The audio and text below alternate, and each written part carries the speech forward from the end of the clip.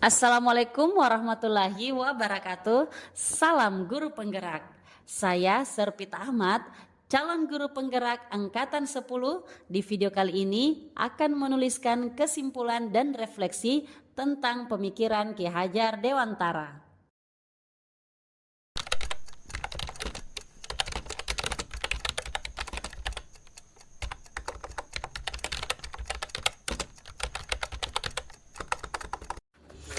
Pendidikan dan pengajaran tidaklah sama. Pengajaran adalah bagian dari pendidikan. Menurut Ki Hajar Dewantara, pengajaran adalah proses pendidikan dalam memberi ilmu untuk kecakapan hidup anak secara lahir dan batin. Sedangkan pendidikan pada hakikatnya adalah menuntun atau memberi tuntunan terhadap segala kekuatan kodrat yang dimiliki anak agar ia mencapai keselamatan dan kebahagiaan yang setinggi-tingginya, baik sebagai manusia maupun sebagai anggota masyarakat. Anak terlahir dengan kodrat alam yang berbeda. Karakteristik anak dipengaruhi oleh alam di mana dia hidup dan bertumbuh. Ada yang hidup di sekitaran pantai, gunung, ada yang daerah panas maupun daerah dingin. Tentu saja akan mempengaruhi cara mereka memaknai hidup. Karena itu, setiap anak unik dan berbeda. Mereka memiliki potensi masing-masing yang dibawa sejak lahir. Seperti kata Ki Hajar Dewantara, bahwa anak itu bukanlah tabula rasa. Anak bukanlah kertas kosong yang bisa digambar sesuai keinginan orang dewasa. Anak terlahir dengan kekuatan kodrat yang masih samar-samar. Tugas guru adalah memfasilitasi atau membantu anak untuk menebalkan garis samar-samar agar memperbaiki lakunya untuk menjadi manusia yang seutuhnya. Ki Hajar Dewantara juga mengibaratkan guru seperti petani dan murid seperti tanaman. Petani hanya dapat menuntun tumbuhnya jagung dengan cara memperbaiki kondisi tanahnya, memelihara tanaman jagung, memberi pupuk, memberi air, memberi sinar matahari yang maksimal, dan membasmi hama yang mengganggu. Sekalipun bibitnya bukan bibit yang baik, jika dirawat dengan baik oleh petani, maka akan menghasilkan jagung yang berkualitas baik. Sebaliknya, walaupun bibit jagung adalah bibit yang berkualitas, namun tidak diberikan perawatan yang baik, maka akan menghasilkan jagung dengan kualitas yang kurang baik pula. Maka tumbuhkanlah jagung menjadi jagung, tapi jangan pernah berharap jagung itu akan berubah menjadi padi. Jangan juga memelihara jagung dengan menggunakan ilmu padi, masing-masing sesuai kodratnya.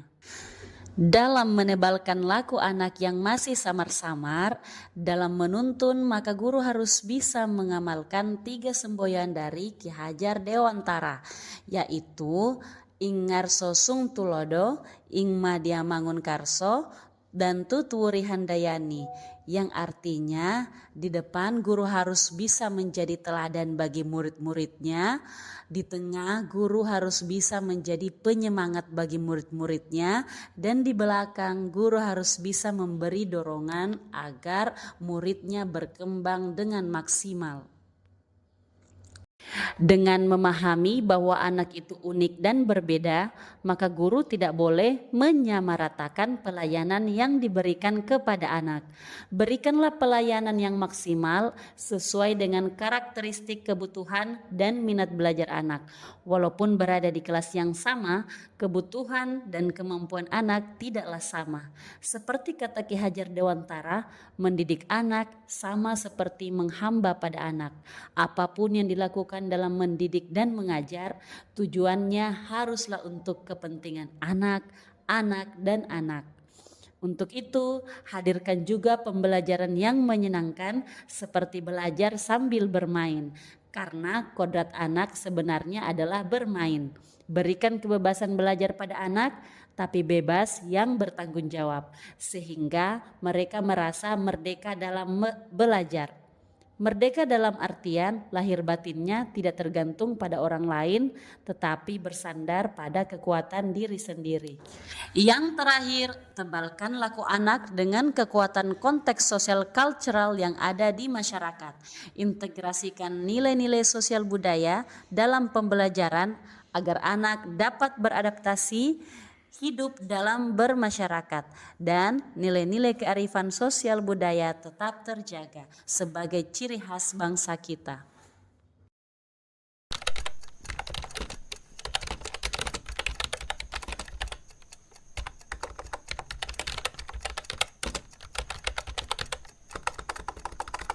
Sebelum mempelajari modul ini, pembelajaran sebelumnya yang saya lakukan adalah yang pertama, tidak konsisten dalam melakukan tes diagnostik awal sebelum memulai pembelajaran, sehingga tidak teridentifikasi dengan baik kemampuan awal siswa seperti apa, gaya belajar siswa seperti apa, bakat maupun minatnya seperti apa. Sehingga yang terjadi adalah saya menyamaratakan kemampuan siswa sehingga pembelajaran yang saya lakukan tidak memenuhi semua kebutuhan belajar siswa. Akhirnya sebagian siswa mengerti dan mampu mengikuti apa yang saya ajarkan dan sebagian lagi tidak memberikan respon atau tidak memahami apa yang saya ajarkan. Yang ketiga, saya hanya terfokus pada tagihan tugas yang diberikan. Jadi siswa yang menyetorkan semua tugas, saya anggap bahwa mereka telah menuntaskan semua pembelajaran.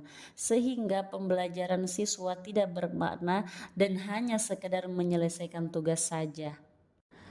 Yang keempat, tidak memperhatikan apakah murid benar-benar paham karena fokus utama saya adalah menyelesaikan materi yang dianggap penting. Yang kelima, hanya melihat nilai dari aspek kognitifnya saja. Jika nilai siswa sudah mencapai KKTP yang saya tetapkan, maka dianggap pembelajaran sudah berhasil.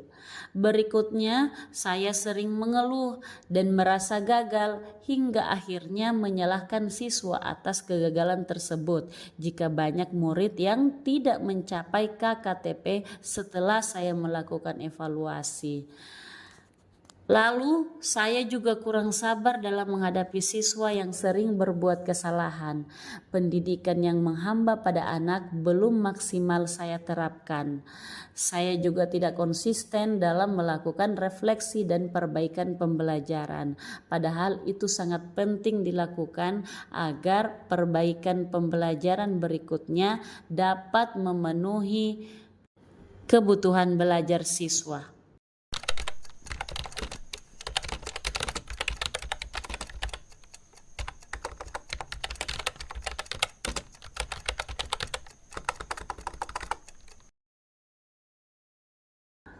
Yang berubah dari pemikiran saya setelah mempelajari modul ini adalah yang pertama, saya jadi lebih menyadari bahwa apa yang saya lakukan itu tidaklah tepat. Seharusnya saya melakukan proses pembelajaran secara menyeluruh, bukan hanya memperhatikan dari aspek kognitif saja, tapi juga harus memperhatikan afektif, psikomotor, spiritual, dan sosial budaya anak-anak. Yang kedua, konsisten melakukan tes diagnostik awal agar dapat memetakan kemampuan siswa dengan tepat sehingga dapat merencanakan pembelajaran yang memenuhi semua kebutuhan siswa. Yang ketiga, meyakinkan dalam hati agar selalu menghamba pada anak sehingga dapat memberikan pelayanan yang maksimal yang selalu mengutamakan kepentingan siswa. Yang keempat, menciptakan pembelajaran yang merdeka, memberi kebebasan pada anak dalam berekspresi dan memilih cara belajar yang diinginkan sehingga anak merasa tidak terpaksa dan tidak tertekan untuk belajar. Yang kelima, mempelajari karakteristik setiap murid, tidak memaksakan untuk menguasai semua materi yang diberikan, tapi lebih memperhatikan kemampuan siswa, minat dan bakat yang ingin dikembangkan. Yang keenam, mempertebal rasa sabar dan tulus dalam mendidik anak, memberikan ruang dan waktu pada anak untuk tumbuh dan berkembang. Yang terakhir, mengintegrasikan nilai sosial kultural dalam kegiatan pembelajaran.